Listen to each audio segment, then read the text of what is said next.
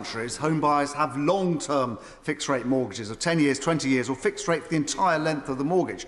Does my right honourable friend, or my honourable friend, agree that the regulators should ensure a level playing field between short-term and long-term mortgages to give home buyers a free choice of what sort of mortgage they want, and so they can choose to get greater protection against rate rises if they want?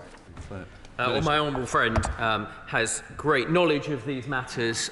It was a privilege to work with him and the sector to look at how we can offer consumers and home buyers more choice. That choice includes the opportunity of long-term fixed-rate mortgages, and I and my officials continue to work on how we can reduce frictions and barriers to those. Can I welcome Durham Jones, the new Shadow Minister? Thank you, Mr. Speaker. This month, it is estimated that 140,000 households will face a rise in their mortgage bills. If we take a random constituency, Mr. Speaker, say mid-Bedfordshire, I understand that if someone were to remortgage their house in the next 6 months, they could be paying an average of £300 more per month compared to before the disastrous Tory mini-budget this time last year. So what can the Chancellor and his team do to reassure the country that if the Conservatives were to win the next election, they won't just mess up the economy all over again? Minister. Well, I'm sure the constituents of mid-Bedfordshire will be very pleased to know that over 90% of mortgage providers have signed up to our mortgage charter that offers the opportunity for relief, to term out mortgages and to have interest-free periods if they face adversity at this time when interest rates are high across the world. But what won't help the constituents of mid-Bedfordshire, Mr. Speaker, is unfunded spending promises that we know will push up the cost of borrowing and defer the point at which inflation falls.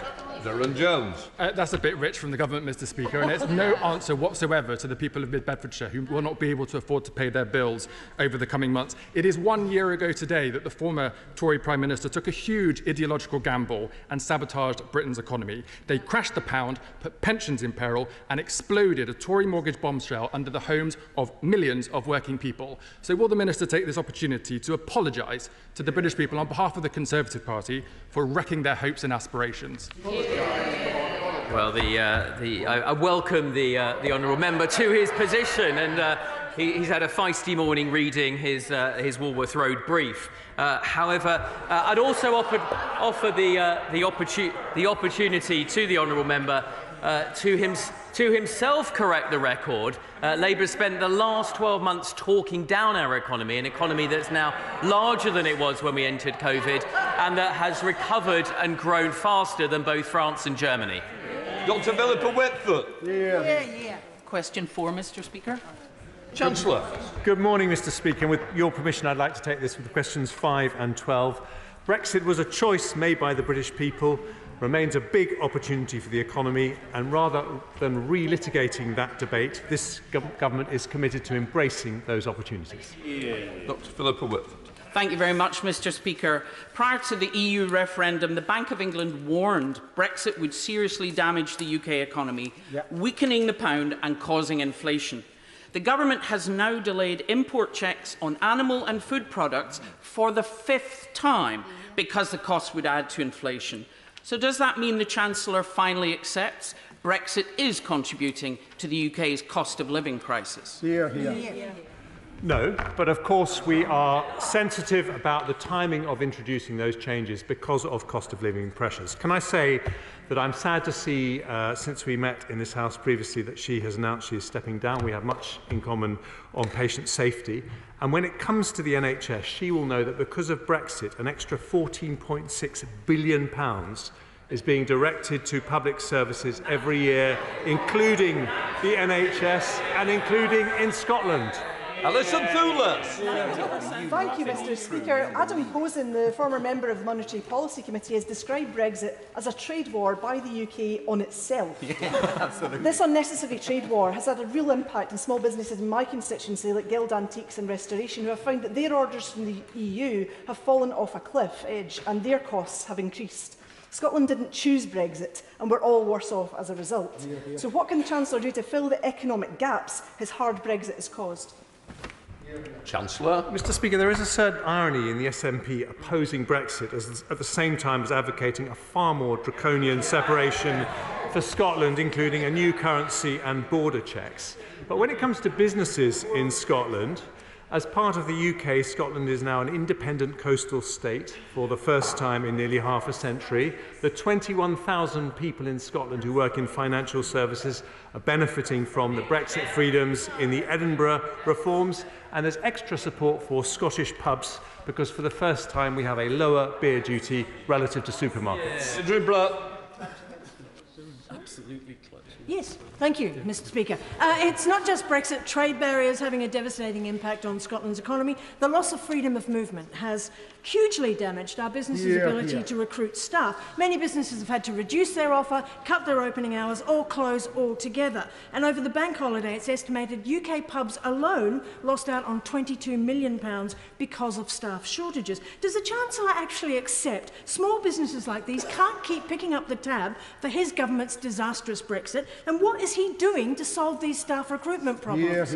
Chancellor. Can I gently say to the Honourable Lady that this country has actually grown faster than France or Germany since we left the single market, and I think this is a bit of a smokescreen for the SNP's own economic policies, which have led to more people out of work and fewer people in work than in England. Even the EU gives us the opportunity to modernise our regulations and adapt them to local and national domestic interests. But we will only seize the benefits of doing that if we deliver on regulatory reform. So will he drive this across government departments so we can increase prosperity and raise living standards as a result? Chancellor. Well, no one knows more about regulatory reform than my right honourable friend, and she wrote an excellent booklet on it. And we look at that booklet ahead of every fiscal event, whether autumn statements and budgets, and I hope she noticed in the budget big reforms to our medicines regulation, and we will continue to learn from the things she advocates. Vicky Ford.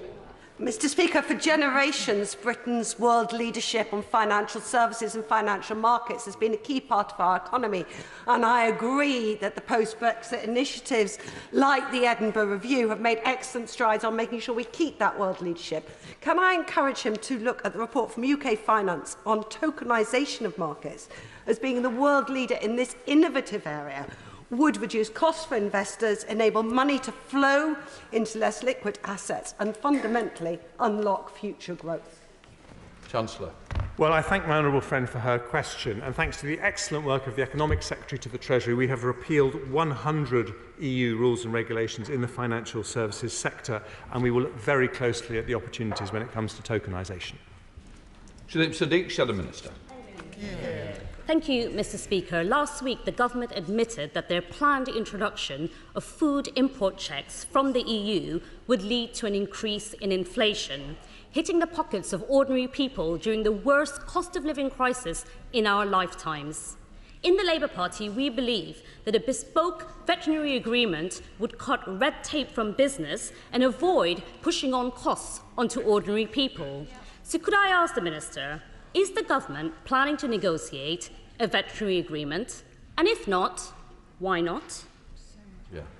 Can I gently say to the Honourable Lady, who I have a lot of time for, that the last thing business wants is the upheaval of a huge renegotiation of our trading arrangement with the EU, which is the largest tariff-free, volume-free trade deal in the world. Can I welcome Drew Hendry? Thank you, Mr. Speaker.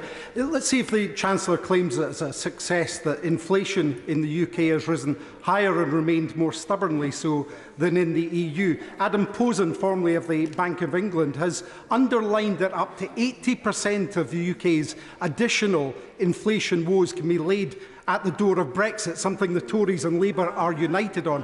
All the while, food price inflation is crushing household budgets. So why has this government done nothing? Why has this government learnt nothing from countries like France, who have worked with food suppliers to keep food prices capped so that they can help those most in need?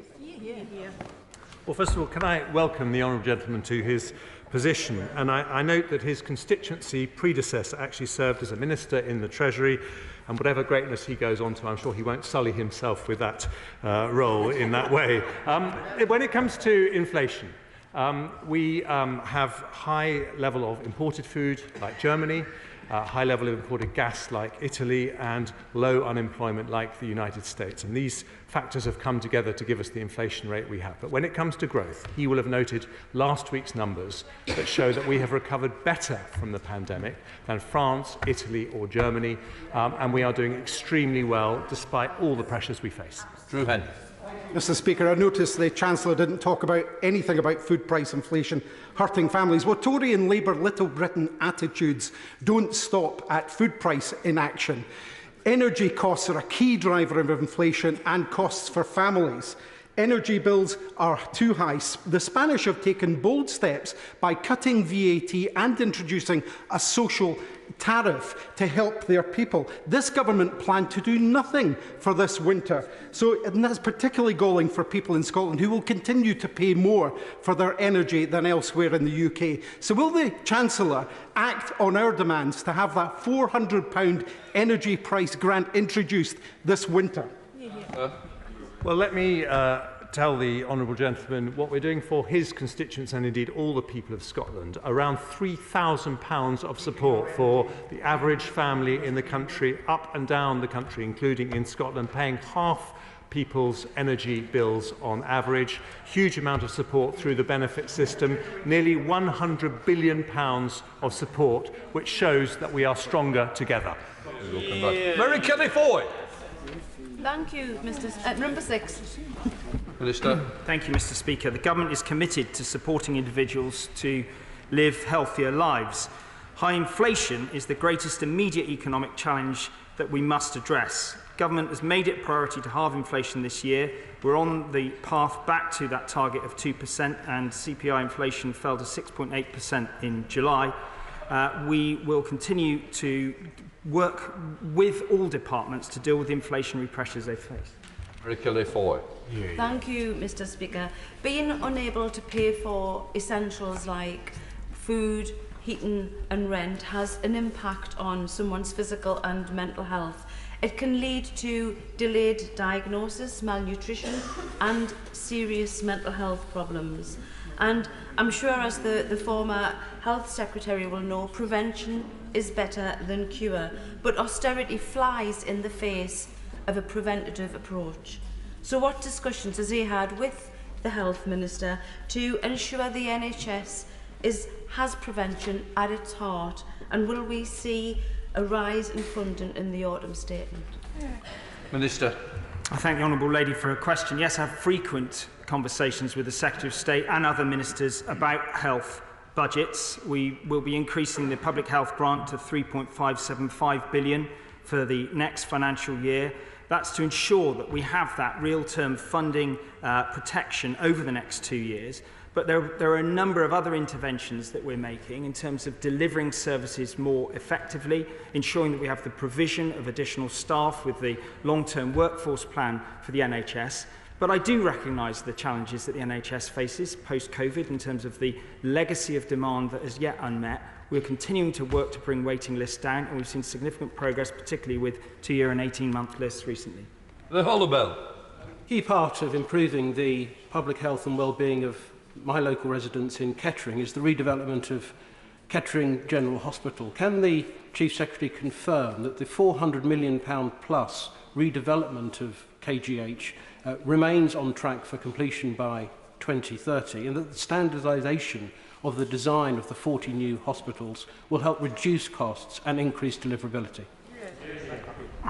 Kettering Hospital is always top of mind when I come to Treasury questions, but the bigger challenge, as he rightly points out, is how do we ensure the efficiency of the expenditure of every pound of taxpayers' investment in the health estate, and I'll continue to work with the Secretary of State on that plan for the 40 hospitals to make sure we achieve that.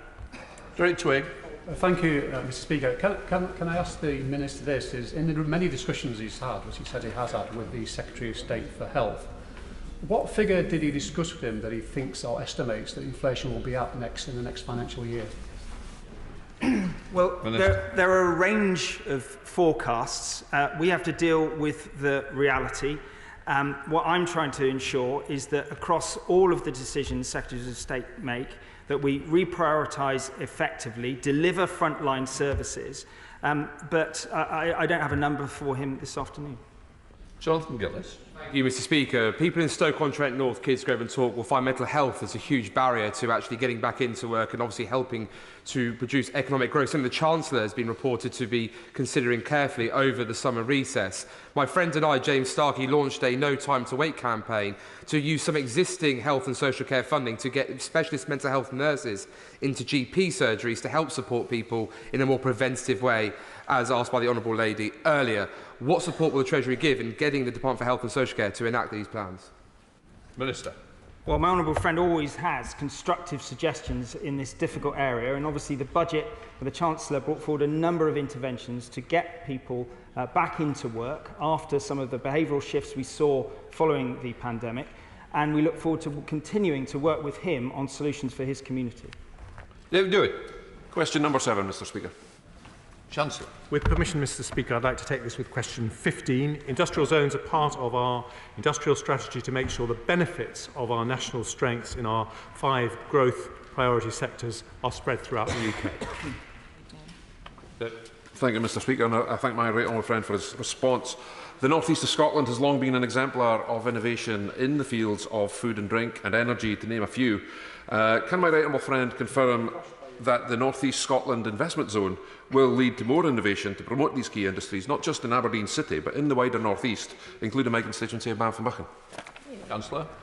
Well, I know that the Acorn CCUS project is based in St Fergus in his patch, and Banff-and-Buchan is within the North East of Scotland region, which is one of 2 eligible areas and has been a long-standing global centre for excellence in clean energy. So I wish him every success as those discussions continue with the Scottish Government. Simon Benz. Thank you, Mr. Speaker. Would the Chancellor agree with me that my constituency of Clwyd South, that of my honourable friend the member for Wrexham, and the rest of North East Wales represent one of the best candidates for a new investment zone? And would you also consider making this cross-border, given our very close economic, commercial and cultural ties with the northwest of England? Chancellor. Well, I know there are some great businesses in his constituency, and I much enjoyed meeting Robin and Helen Jones from the Jones Village Bakery at a recent reception in number 10, and I know they're going from strength to strength. I holidayed in Clwyd last year, and from the top of Moel-Famau, I saw a very impressive offshore wind farm, and I completely agree with him. There is enormous potential in Clwyd for clean energy, and as discussions continue about investment zones, I wish him as well every success. Dan Jarvis. Speaker, the UK's first investment zone is in South Yorkshire, where the Mayor is working hard to develop our world-leading Advanced Manufacturing Innovation District. Now, I'm sure the Chancellor will agree that if we're going to create a growth area, we need to make sure that people can access the jobs there via transport links, particularly by bus. So will he make sure that included within the financial package available is money to assist with local public transport? Chancellor. Well, I very much enjoyed my visit to South Yorkshire to open that investment zone, and I think it's incredibly impressive what's happening there, and it was wonderful to welcome new investment by Boeing as part of that. He's right to talk about transport, and that's why we involve local authorities in all our investment zone decisions, and it's also vital to have universities involved, which is why the University of Sheffield is playing such a key role. Clive Betts. Thank you, Mr. Speaker. And I was actually present on the day when the Chancellor came to launch the investment zone in my constituency and, of course, welcomed the investment into Boeing there as well. Would you accept that one of the other areas for future development with the investment zone are small modular reactors? And there is a consortium being developed now in Sheffield with Sheffield Forge Masters, Rolls-Royce, Hitachi, starting to look at the future, not merely to develop the actual techniques for SMRs, but to actually start building SMRs in Sheffield. Would you be willing to look at that proposal and hopefully offer support for it? Chancellor. Well, I enjoyed meeting the right honourable gentleman when we opened that investment zone. Let me reassure him, I'm a big supporter of nuclear and very excited about the potential of SMRs. There's a competition going on this year, which we hope will be complete by the end of this year, to assess the viability of the various SMR manufacturers, and we want to get going as quickly as we can. Malcolm Long. Question number 8, please, Mr. Speaker. Minister. Mr. Speaker, the government's been clear that debanking customers on the basis of political views is unacceptable. During recess, I met with banking executives to discuss debanking and lawful freedom of expression, and they have committed to comply with the changes I published on the 21st of July. In parallel, the FCA is conducting an urgent review of debanking practices, which will report back to the Chancellor in the next couple of weeks. Malcolm.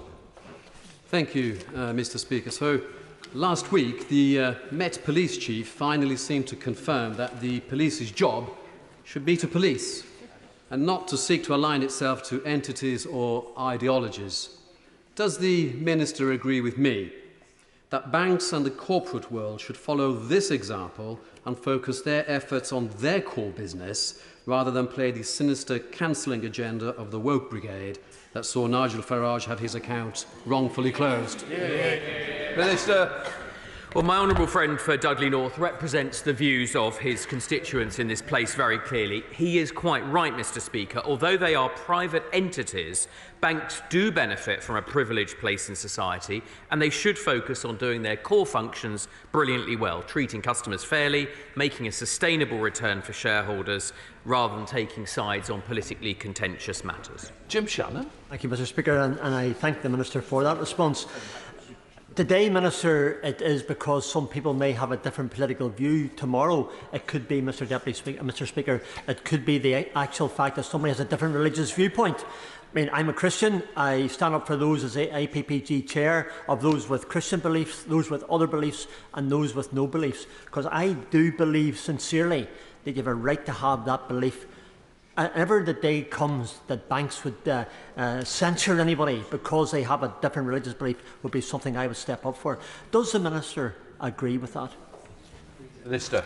Mr. Speaker, let me be clear, yes, the government does agree with that. No one should be debarred from access to banking facilities in our society for lawfully expressed views. If he and other honourable members wish to make representations, the Financial Conduct Authority is currently conducting a review of this matter. Question 9, Mr. Speaker. Minister. Mr. Speaker, in April this year, the government announced it would conduct a formal evaluation of the plastic packaging tax through analysis of environmental and tax data, as well as customer research to assess the impact of the measure. More information about the evaluation will be published later this year.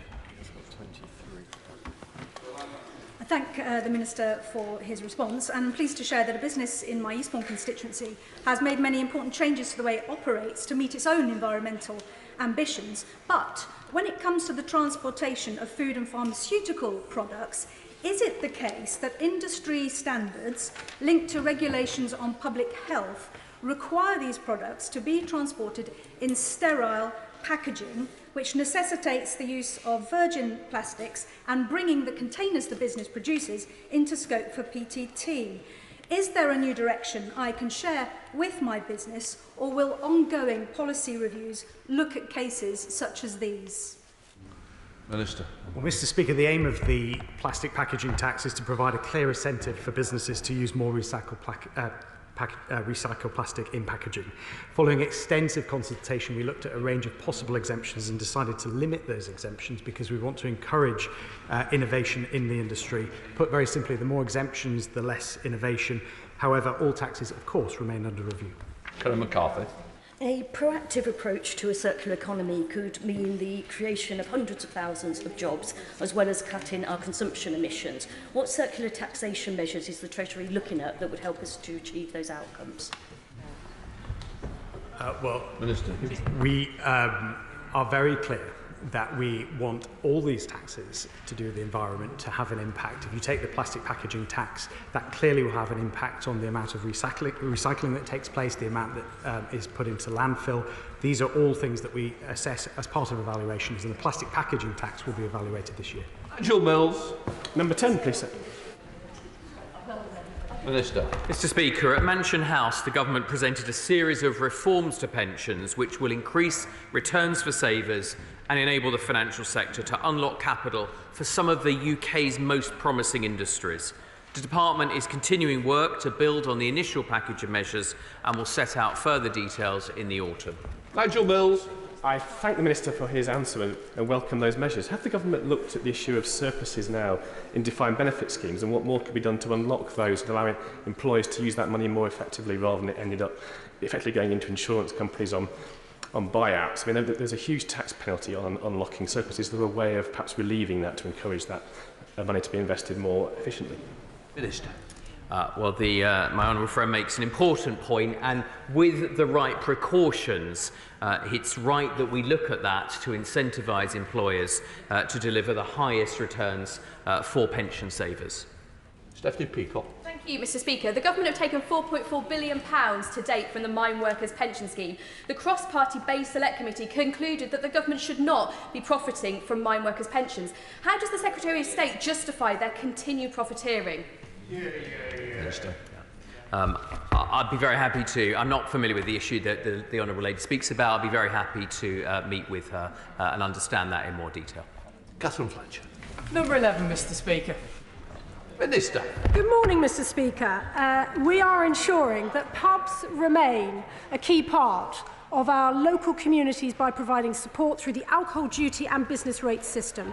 This includes a new draft relief that provides a significant duty discount on alcohol sold on draft in a pub, and the expanded retail, hospitality and leisure relief means over £10,000 of relief for the average independent pub. Catherine Fletcher. Mr. Speaker, after a busy summer knocking around South Ribble speaking to people, I've often popped for a pint, such in Croston's famous Sweet Chief. From housing MP surgeries, as I know they do for many, to, I would argue, being our kind of community's living rooms, pubs are absolutely vital. Speaking to landlords like at the Black Bull or the Fabulous Fleece in Penwitham, there's a pub crawl there for all of us. They do need our support. So, can I invite the Minister to South Ribble? I'll even offer to buy her a pint and get her to come and speak to the landlord Chris at Longton's Fabulous Golden Ball, hear about his business. Mr. Speaker, as you know, I regard Lancashire as my home, and it will be a delight to return to South Ribble. My honourable friend has named just a few of the roughly 37,000 pubs in England and Wales. Perhaps if we give her longer, she'll be able to name them all. But all of those pubs will benefit from the Brexit Pubs Guarantee, which means that duty on a pint sold in a pub will always be lower than in a supermarket. Let's see if you're going to get another pint. Tim Farron. Thank you very much, Mr. Speaker. Following my dad's MP, I confess that I've actually been to all of the pubs that she's mentioned. But the biggest burden on pubs in the Lakes and the Dales is actually the fact that they cannot find any staff or sufficient staff. It is a crisis that affects the entire hospitality sector, 86% of which say that the recruitment of staff is a major problem for them. The solution will include more affordable homes for workers, more intelligent visa rules and funding new training and skills initiatives. So would the Minister meet with me and representatives of the hospitality industry to look at a bespoke package to solve the workforce crisis in the Lakes and the Dales? Very good. Well, Mr. Speaker, I'd actually go further, and I'd give as an example the truly transformational programme that the Chancellor set out at Spring Budget to transform childcare policy in this country. We know that childcare responsibilities hold back many people from entering the workforce, and it is through policies such as this, as well as the work being led by the Secretary of State for Work and Pensions, to help people back into the workforce that will help pubs in his constituency and across the country. We now come to Topicals. Elaine Colburn. Topical number 1, Mr. Speaker. Chancellor. Mr. Speaker, on Friday, the Office for National Statistics published an update to the UK's GDP growth figures, which shows the UK economy was 0.6% larger than pre-pandemic levels by the fourth quarter of 2021. It means our economy had the fastest recovery from the pandemic of any large European economy, thanks to decisions such as furlough that protected millions of jobs. For that growth to continue, we now need to halve inflation, which I'm pleased to report is now nearly 40% below its 11% peak. And I can also tell the House I will deliver the autumn statement on the 22nd of November. Elliot Colbert. Thank you, Mr. Speaker. Keeping on the subject of pubs, if I may, Carshalton and Wallington is also lucky to be home to some excellent pubs, including the Hope, which is this year's CAMRA Greater London Pub of the Year recipient. Could the Chancellor expand a bit more on the work that the Treasury is doing to support pubs, not just in the tax system, but further afield? And will he join me in wishing Carshalton and Wallington pubs good luck in the local Pub of the Year competition later on? Well, I very much do wish his local pubs the best of luck in that competition, second only to my desire to encourage South West Surrey pubs to do well. And I want to reassure him that we believe that pubs are central to our national life. It's why we have provided relief to business rates of up to 75% for pubs. And as we heard earlier, the Brexit pubs guarantee helps on their duty price. Shadow Chancellor Rachel Reeves. Thank you, Mr. Speaker. Last week, thousands of parents were told that their children's schools were unsafe and at risk of collapse. The defining image of 13 years of Conservative government, classrooms propped up to stop the ceilings from falling in. Now, capital budgets have halved in real terms since 2010, with warnings ignored and repair programmes slashed. Does this Conservative government take any responsibility for any of this? Chancellor. Well, let me start by reassuring the Honourable Lady that the vast majority of pupils in the 156 schools affected are at school normally, and we're acting fast to minimise the impact on the rest. But let me answer the more general question that she raised directly. Yes, we made cuts in spending in 2010 because, as she knows well, the last Labour government left this country with an economic crisis. And despite that, the Department for Education budget, despite that crisis, has gone up by 15% in real terms, Mr. Speaker. And overall capital spent... Order. Sorry about this. It's topicals. All your colleagues do want to get in on both sides. Topicals are meant to be very short, not into a full debate between both sides. And I do say that to her. Think about the others, Chancellor. I think we can move on. Rachel Reeves. Thank you, Mr. Speaker. I will repeat, capital budgets have halved in real terms since 2010. Now, I understand, indeed I know, that in the lead-up to the 2021 spending review, the Department for Education made a submission to the Treasury about the dangerous deteriorating school estate, including from RAC. These warnings were ignored by the then-Chancellor, the current Prime Minister, and we've seen the consequences. So will today's Chancellor do the right thing and publish the Department for Education's submission to the last spending review? Capital spending at the Department for Education went up 16% in real terms in that review. Isn't the difference that with the fastest recovery in Europe, Conservatives build an economy that can pay for our schools and hospitals, and Labour run out of money? Mr. Speaker, for months we've had the Labour economics team running down British businesses, berating them for not growing fast enough and ignoring the fact the OECD shows the British economy has grown faster since 2010 than Germany, Italy, Spain or France. With the ONS upgrade recently announced, the Treasury just referred to, what is his more hopeful message to British businesses? Chancellor. It's very simply this. That since 2010, we have become the strongest economy in Europe in film and TV, in life sciences, in technology, and the opportunities are great with a Conservative government. Ian Lavery. Thank you, Mr. Speaker. This week, the schools have failed to reopen due to the threat of collapse. Worryingly, Mr. Speaker, the danger doesn't end there because 95% of schools and public buildings are estimated to contain asbestos, described by Mesothelioma UK as a silent killer. Chancellor, will you stop ignoring your own department and commit to providing the necessary funding so that our children can be prevented from being taught in crumbling asbestos-ridden death traps? Oh, Minister. I don't accept that characterisation at all. I do understand the impact of mesothelioma, as my father died of it, but this government has invested $15 billion invested to keep schools safe since 2015, and the Chancellor set out other figures as well. Apollo Bell. 1 million calls went unanswered at the HMRC last year. Of those who did get through, 2/3 had to wait more than 10 minutes. Meanwhile, 4 out of 5 HMRC staff are working from home. What is being done to improve the appalling level of customer service at HMRC? Minister. Mr Speaker, may I thank my honourable friend for his question, which I take very, very seriously. Just to put this in context, last year HMRC received 38 million telephone calls, around 3 million of which are to do the simplest of tasks, which can be done digitally if at all possible. If we're able to move people onto digital channels, that will free up at least 500 people to be able to help more complex tax affairs and to help the most vulnerable. This is a period of transition for the organisation and one which we take very, very seriously. Listen to us. Thank you, Mr Speaker. I recently conducted an energy survey in Dalmarnock which brought heartbreaking stories of pensioners going to bed early to save money on their energy and many households struggling to pay the bills even in the summer. Doesn't the Minister agree that the Dalmarnock residents and people right across Scotland would benefit from a £400 energy rebate this winter as the SNP propose? Well, Mr Speaker, we stepped in during the energy crisis with £94 billion of support, including the energy price guarantee, which effectively paid for half of people's energy bills. That was important while energy prices were high. Wholesale gas prices have now come down. Tracy. Mr Speaker, as the Minister knows, free access to cash is a vital lifeline for many people, including some of the most vulnerable in all of our constituencies. So can he confirm what steps he's taken to ensure that this free access is protected and continues to be available across the country, particularly in North Warwickshire and Bedworth? Minister.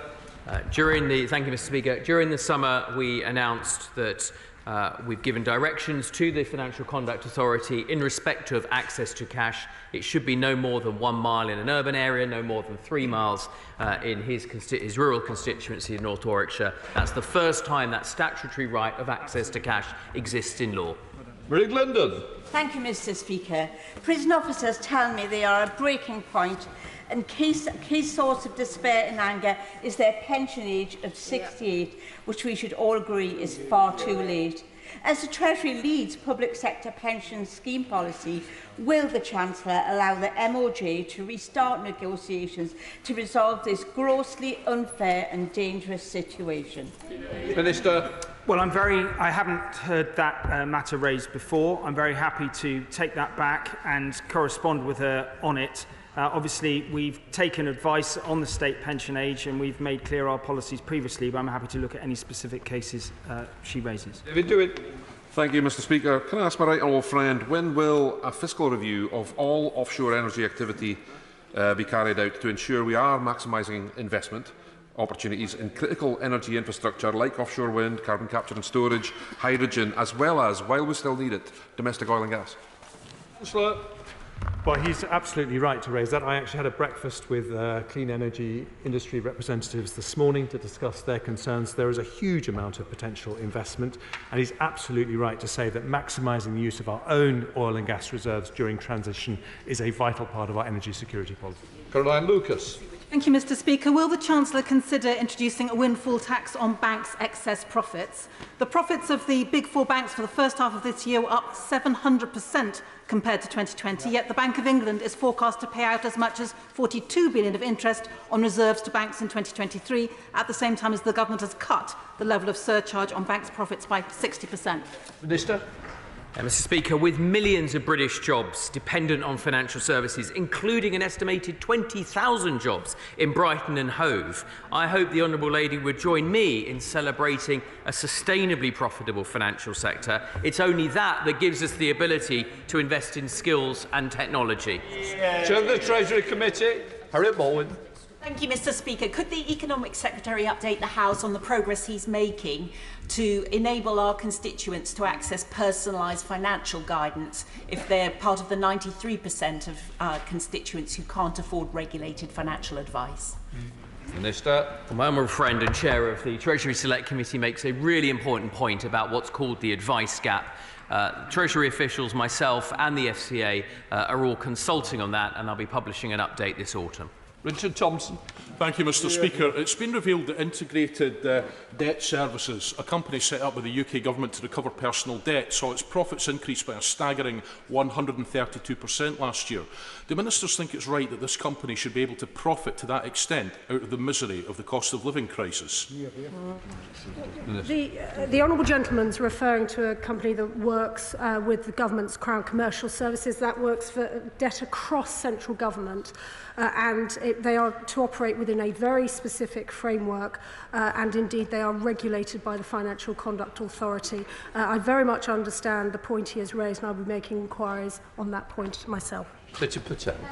R&D tax credits are vital to help businesses grow and invest. But I have received a large number of complaints from businesses across Essex saying that they're facing complexities and delays in processing claims with HMRC.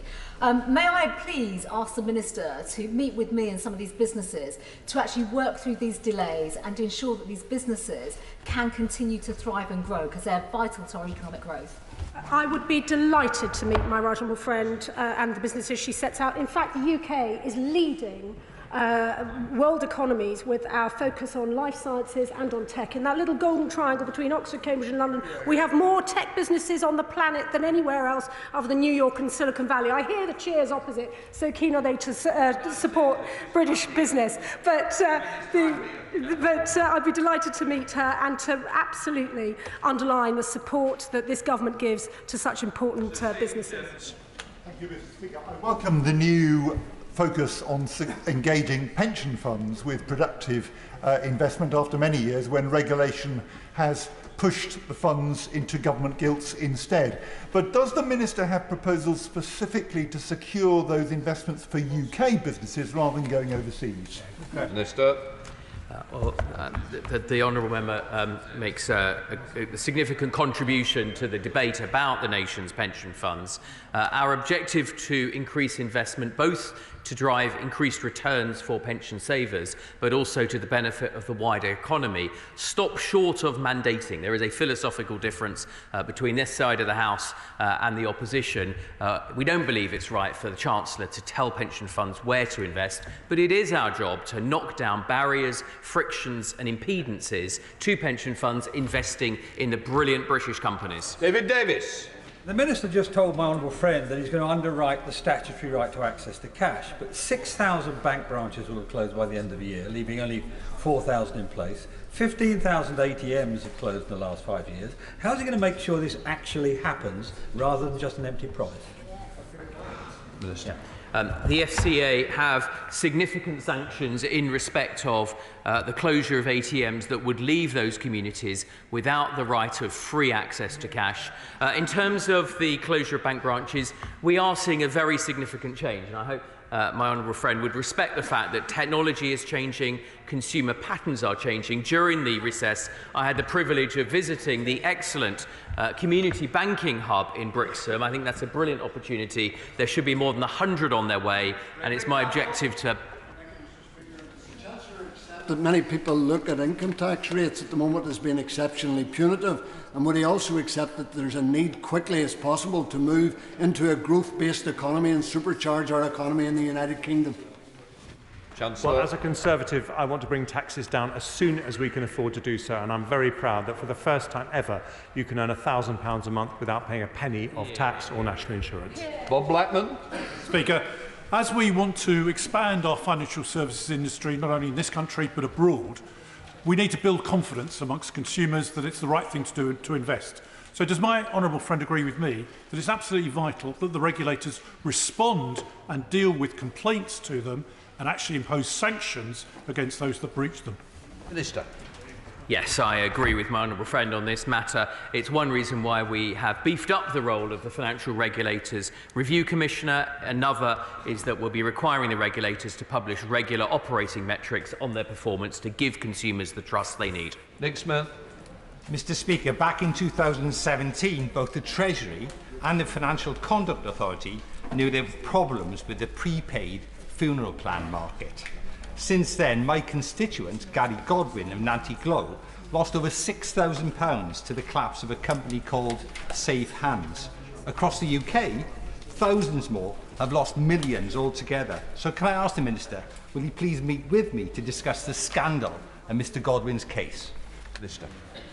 Yes, I'll be very happy to meet with my honourable friend. What happened in Safe Hands is a scandal, and that is why we have enlarged the regulatory perimeter to bring those who seek to sell funeral plans within the regulatory conduct. Stephen Crabb. Speaker. Over the summer, ports have been bidding into the government's infrastructure fund to help them get ready for the delivery of the new floating offshore wind industry. Could I encourage ministers to look favourably on the bids from the Celtic Sea ports of Milford Haven and Port Talbot, because those two ports are key to unlocking the enormous economic benefits of this new clean energy industry? Chancellor. I'm absolutely happy to do that, and I agree with him about the enormous potential of those areas. Daisy Cooper. Thank you, Mr. Speaker. Some GP practices are at risk of being priced out of city centres, including in places like St Albans, because of outdated Treasury rules that prevent ICBs from spending the money they want to on a GP practice location. Health ministers have confirmed to me that their officials are happy to work with Treasury officials. Could I please ask for a personal assurance from Treasury ministers that you will encourage your officials to look at this and resolve it absolute latest by the end of this year? Dialogue is ongoing on this matter, and I can confirm that we will continue to work on this in the coming weeks. Second Batter. Speaker, Andy Haldane, the former Bank of England chief economist, recently said in a Sky News interview that the Bank of England kept on printing money for longer than it needed to. It's clear that central banks across the world have been addicted to cheap money, and this has contributed to inflation across the world. Does the Chancellor agree with me that printing cheap and easy money has not been without consequence? Instead, our monetary policy must focus on important growth factors like productivity. Chancellor. Well, I do agree with what he says, and all I would say is the Bank of England themselves have said that there were problems with their inflation forecasting. They are learning the lessons from that, and we must support them every step of the way as they bring down inflation. British Airways. Speaker, sorry I was late today. British Airways cancelled my flight. Can I ask the Chancellor that when his predecessor, the now Prime Minister, was Prime Minister, there was huge fraud from the bounce-back loans. Has he got any of that money back yet? We are always ferociously determined to recover money that is obtained through fraud, but because of those bounce-back loans, we have the fastest recovery of any major European country. Final question, James Sunderland. Mr. Speaker, thank you. I've recently been contacted by several self-employed constituents in Bracknell expressing concern about heavy fines being imposed for filing tax returns late, even though no monies are owed. Would the Treasury please agree to meet with me with a view perhaps to reviewing this policy? Minister. I will, of course, be happy to meet my honourable friend. I hope he understands I can't intervene personally in any case, but I will, of course, look at the general principle and see if there are systemic issues here that he sets out. Right, that completes questions. Let those leave before we come to the next part.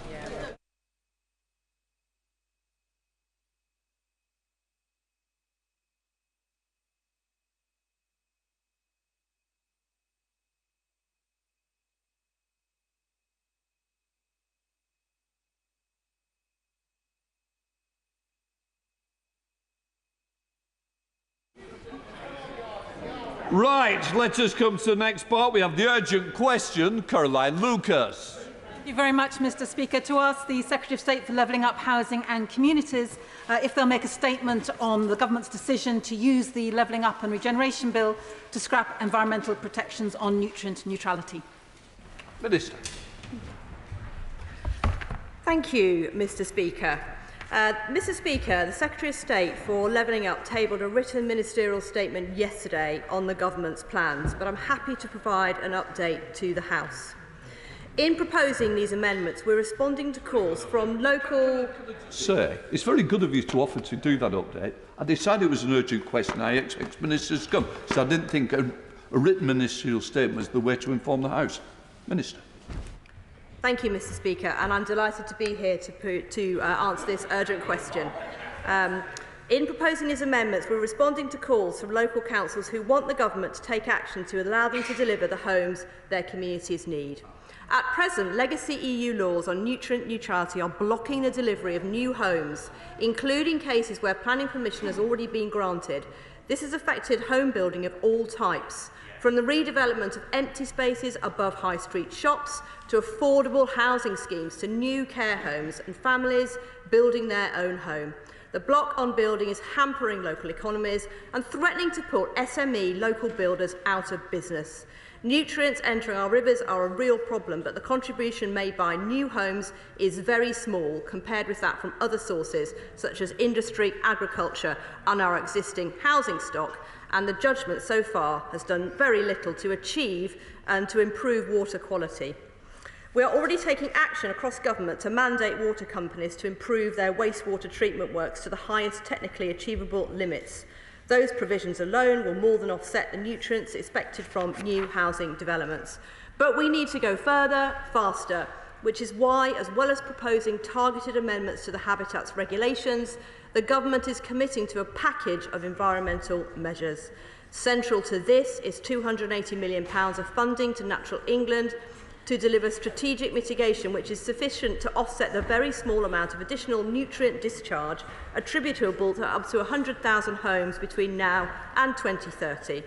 And we've also announced more than £200 million for slurry management and agricultural innovation in nutrient management and a commitment to accelerate protected site strategies in the most affected catchments. In our overall approach, there will be no loss of environmental outcomes, and we're confident our package of measures will improve the environment.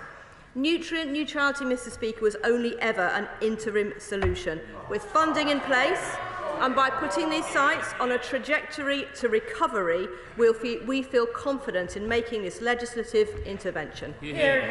Caroline Lucas. Thank you, Mr. Speaker. And I must say I find it quite extraordinary that the Minister can stand there and make that statement with a straight face.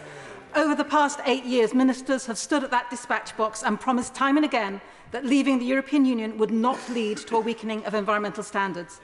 Those of us who raised our concerns have been repeatedly told that we were scaremongering. As recently as the 12th of June, the Solicitor General said we will not lower environmental protections in relation to the retained EU Law Act. Yet here we have it. Proposals to unpick the Habitats Directive and disapply the nutrient neutrality rules which protect our precious rivers and sensitive ecosystems. Proposals which the Office for Environmental Protection itself has made clear would, and I quote, demonstrably reduce the level of environmental protection provided for in existing environmental laws. They are a regression, and I would just underline that to the Minister chuntering from his seat on the front bench. Proposals which go directly against the polluter pays principle by forcing the taxpayer rather than house builders to foot the bill in mitigating increased water pollution from house building in environmentally sensitive areas. And what is particularly infuriating is that, as the name suggests, the nutrient neutrality rules weren't even about improving our environment, they were simply about trying to prevent pollution from getting worse. So let me ask the Minister some important questions. On transparency, will the government now follow the OEP's call for them to make a statement, as required by Section 20.4 of the Environment Act, admitting that they can no longer say that the Levelling Up Bill would not reduce environmental protections in law? Will the Minister explain how the government will meet its objectives for water quality and protected site condition when it is at the same time weakening environmental law? What advice did ministers receive from Natural England before these amendments were tabled? Will she explain why there's been a complete lack of consultation with environment groups? And will she also explain what consultation there was with house builders, whom we will have noticed are cock-a-hoop about the announcement and the subsequent boost to their share prices? Will she admit that it is a false choice to pit house building against environmental protection when there are successful projects underway to address nutrient pollution? Will the government provide evidence to their unsubstantiated claim that 100,000 homes are being delayed as a consequence of these rules? And will she recognise that money which can easily be taken away at a later stage is not the same as a legal requirement to stop pollution getting into our rivers? Thank you, Mr. Speaker. Well, I thank the Honourable Lady for her long list of questions, and I'm very happy to respond to all of them in detail.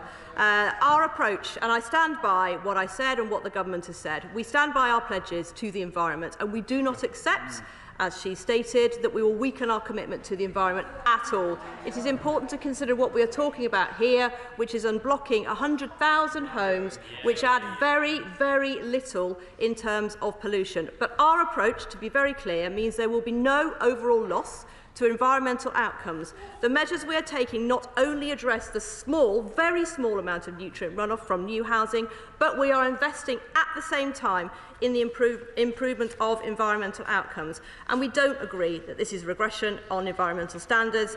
We're taking direct action to continue to protect the environment and make sure that housing can be brought forward in areas where people need it. She asked about engagement. Of course, ministers across government and myself and Secretary of State have had numerous meetings with all parties involved, and we have had meetings with environment groups as part of government business. And I think it's worth also the House noting the very significant steps that DEFRA colleagues are taking in terms of enforcement on the water companies. Since 2015, the Environment Agency have concluded 59 prosecutions against water and sewage companies, securing £150 million in fines, and the regulators have recently launched the largest criminal and civil investigations into water company sewage. We are taking action against water companies to protect our rivers, leave the environment in a better state than we found it, and build the houses, affordable houses, that the country so desperately needs, including in her constituency.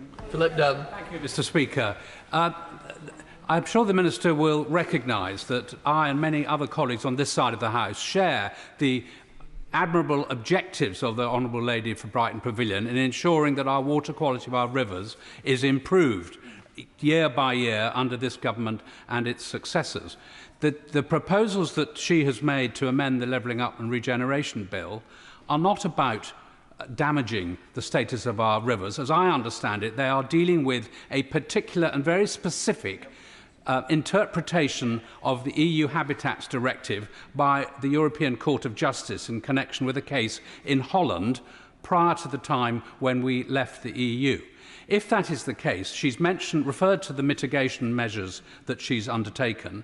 Does she agree with me that in areas of special areas of conservation, such as the River Clun catchment in my constituency, where there has been no planning consent granted for 9 years, that these measures will help to unlock that while preserving the quality of the river in the Clun catchment? You're taking longer than the I thank the Right Honourable Gentleman very much, and he's absolutely right in his observation that this has been a judgment imposed on the United Kingdom after we left the European Union. This is not a long-standing convention in any shape or form, and he's right to make those observations, and he's also right to highlight the protections that we're putting in place to protect our rivers and the environment more broadly. And we are also putting in place a substantial package of measures to help farmers farm more sustainably, to manage their slurry infrastructure more effectively, and to be able to drive that circular economy in farming, which we all want. He mentions the specific catchments in his area, and I know that we have committed to bring forward a catchment plan very shortly, which I hope will address the issues he's referring to. Clive Betts.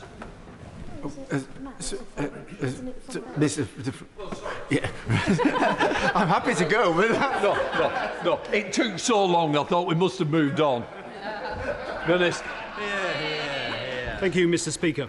As a result of the government's failure over many years to make decisive progress in tackling the main sources of problem nutrients, namely farming and wastewater treatment works, the requirements for nutrient neutrality in sensitive river catchments do present a challenge to securing planning permission for new housing development. It is therefore right in our view that the operation of the rules around nutrient neutrality are reviewed with a view to addressing problematic delays and increasing the pace at which homes can be delivered in these areas. However, we have serious concerns about the approach the government have decided upon. Not only does it involve disapplying the conservation of habitats and species regulations, but it does not legally secure the additional funding pledges to deliver nutrient management programmes and does not provide for a legal mechanism to ensure housing developers contribute towards mitigation. I put the following questions to the Minister. What advice did the government receive from Natural England with regard to potential reform of the laws around nutrient neutrality, and did they offer a view on the government's proposed approach? Given the amount of mitigation that is currently available in the pipeline, estimated at allowing for approximately 72,000 homes, did the government consider an approach based on the Habitat Regulations Assessment derogation and a revised credit mitigation system to front-load permissions and provide for future compensatory schemes? If so, why did it dismiss that option? What assessment has the government made about the impact of its proposed approach on the nascent market in mitigation credits and investor confidence in nature markets more generally?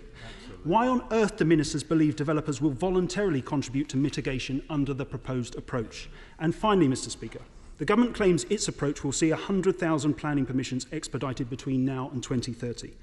Given the fact that house building activity is falling sharply and the pipeline for future development is being squeezed, not least as a result of housing and planning policy decisions made by this Conservative government, what assessment has the department made of the number of permissions that its disruptive approach will unlock within the first 12 months of its operation?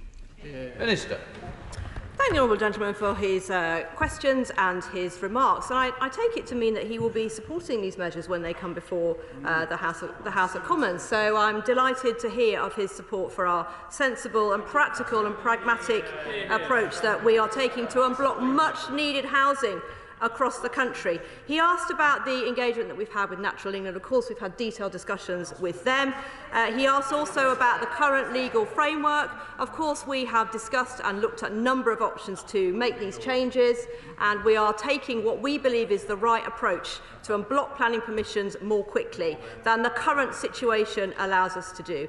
He also refers to nature markets. He's right to highlight the groundbreaking work we're doing across that piece. We are continuing with our commitment to these nature markets. They are a very important part of the government's plan to keep our environment and protect it and leave it in a better state than we found it, which is what the Conservative government has always been committed to do and continues to be committed to do. And he's also right to say that we have spoken to developers, and of course they support our objectives, and we believe that we have a very constructive dialogue with developers, and they're very happy to contribute, and we'll be having those discussions with industry, as I'm sure he's heard from developers himself, because I know he's been going and speaking to all the developers, and we are on the side of those builders. And it's important to say that the developers who are most affected by this disproportionate ruling from the European Court of Justice are not the big developers. They are the SME builders. They are the small builders. Some of them have gone bust. And I think it's right that we stand behind them. Sir Simon Clarke.